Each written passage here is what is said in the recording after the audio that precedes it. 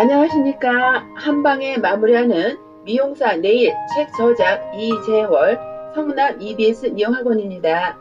간연도 미용사 네일 출제 문제 풀이로 들어가겠습니다. 구독을 눌러 반복해서 들으시면 합격하실 겁니다. 1번 다음 중 간염병 유행의 3대 요소는 그랬어요. 1번 병원체, 숙주, 환경. 2번 환경, 유전, 병원체. 3번 숙주, 유전, 환경. 4번 감숙성, 환경, 병원체 되겠어요.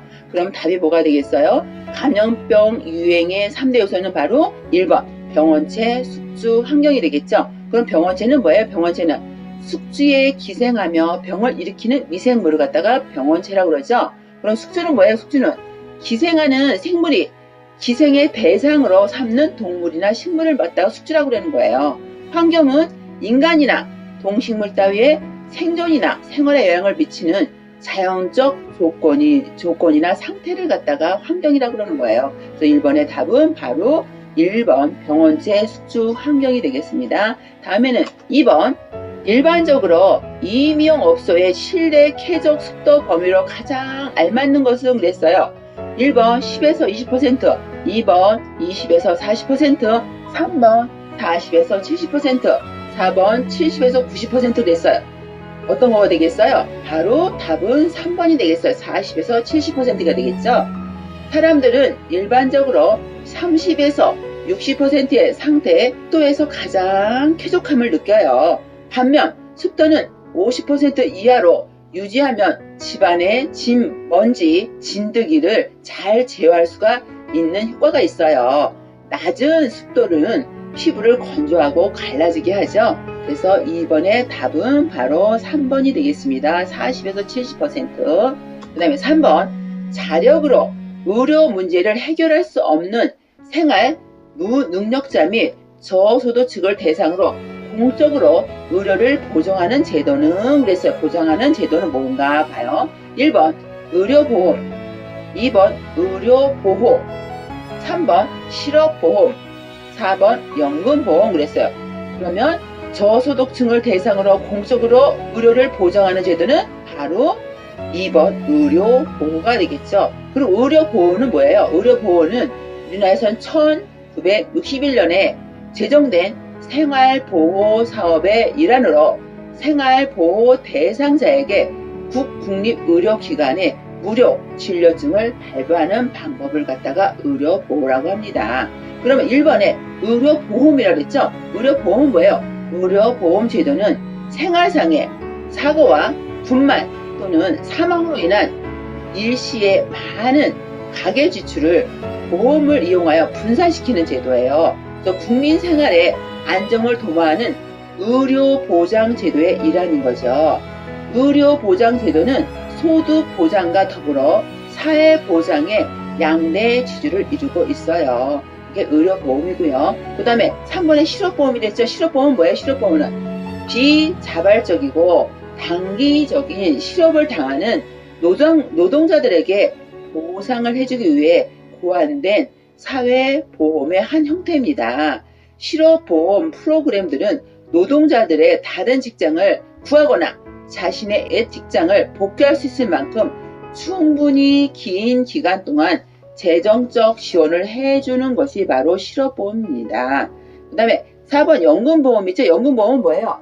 일정한 금액을 미리 비축하고 정해진 연령이 지난 다음부터 일정한 기간 동안 또는 죽을 때까지 지급을 받는 생명보험 같은 단계를 갖다가 연금보험이라고 합니다. 3번의 답은 바로 2번 의료보호가 되겠습니다. 그 다음에 4번 공중보건학의 범위 중 보건관리 분야에 속하지 않는 것은 그랬어요. 1번 보건통계, 2번 사회보장제도, 3번 보건행정, 4번 산업보건.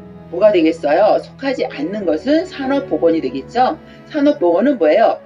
국제노동기구와 세계보건기구에서 모든 직업에서 일하는 근로자들의 육체적, 정신적, 사회적, 건강을 유지, 증진시키며 작업 조건으로 인한 질병을 예방하는 것을 산업보건이라고 합니다.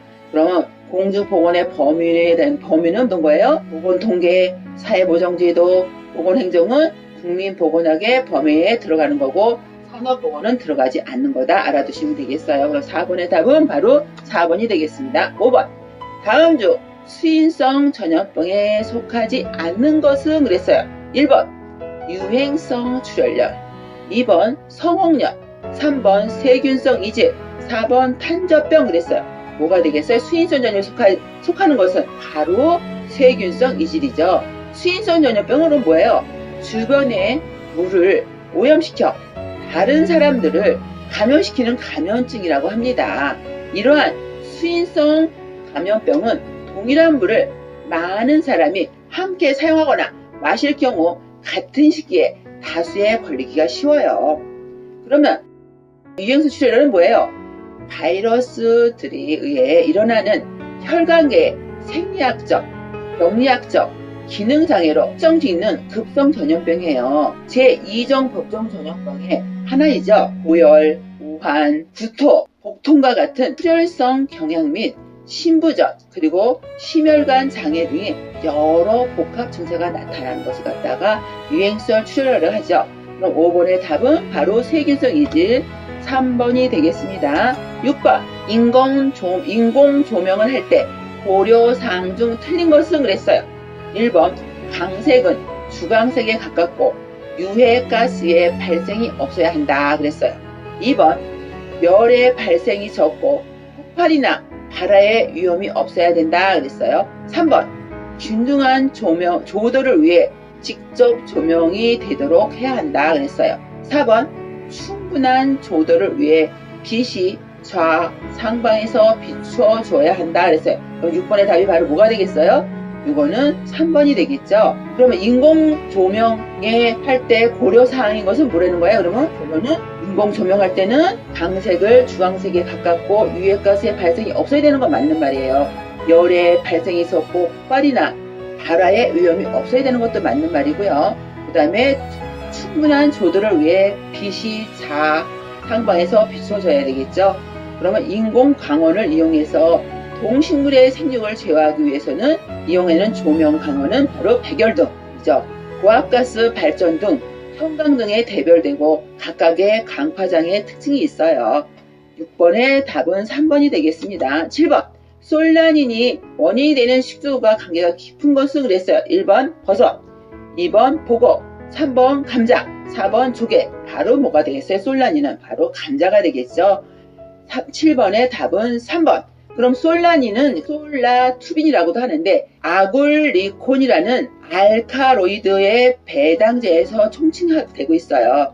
감자나 토마토, 까마종 등의 가지과 식물에 존재하고 있는 게 바로 솔란이에요. 그 다음에 버섯은 뭐예요? 버섯은 1번의 버섯은 무스카린이죠.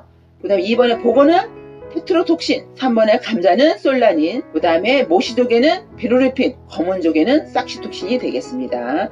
7번의 답은 바로 3번이 되겠습니다. 8번 미생물의 발육과 그 작용을 제거하거나 정지시켜 음식물의 부패나 발효를 방지하는 것은 뭐예요? 1번 방부, 2번 소독, 3번 살균, 4번 살충. 바로 뭐가 되겠어요? 1번 방부가 되겠죠. 방부는 뭐예요? 증식과 발육을 정지시켜 부패 및 발효를 막는 것을 갖다가 방부라고 해요. 그러면 이번에 소독 있죠. 소독은 뭐예요? 오염된 병원균을 제거, 사멸시키면서 아주 감염력을 없애는 것을 갖다가 소독이라고 합니다. 그 다음에 3번 살균은 뭐예요? 살균은 원인균을 죽이는 것을 말하는 거죠. 살충은 해가 되는 벌레를 죽여 없애는 것 갖다가 살충이라고 해요. 8번의 답은 바로 1번 방부가 되겠습니다. 9번 물에 살균이 많이 이용되고 있으며 산화력이 강한 것은 그랬어요. 1번 포름알데히드, 2번 오존, 3번 이오가스, 4번 에탄올. 답은 뭐가 되겠어요? 바로 오존이 되겠죠. 오존은 뭐예요? 산소 원자 3개에 구성된 기체, 작성 있는 기체로 공기보다는 약간 무거워요. 물에는 잘 녹지 않으며 폭발성과 독성이 좀 있죠. 그러면 9번의 답은 오존이 되겠습니다. 10번 소독제를 수돗물로 희석하여 사용할 경우 가장 주의할 점은 뭐가 되겠어요? 1번 물의 경도, 2번 물의 온도, 3번 물의 취도, 4번 물의 탁도. 소독제를 소독물로 희석하여 사용하는 경우 가장 주의할 점은 바로 물의 취도가 되겠죠. 물의 취도. 그럼 10번의 답은 바로 3번 물의 취도가 되겠습니다. 이번 동영상에서는 네일아트 숙제 문제 1에서 10번까지 설명했는데 다음 동영상에서는 1번에서 20번까지 이야기해 보도록 하겠습니다. 감사합니다.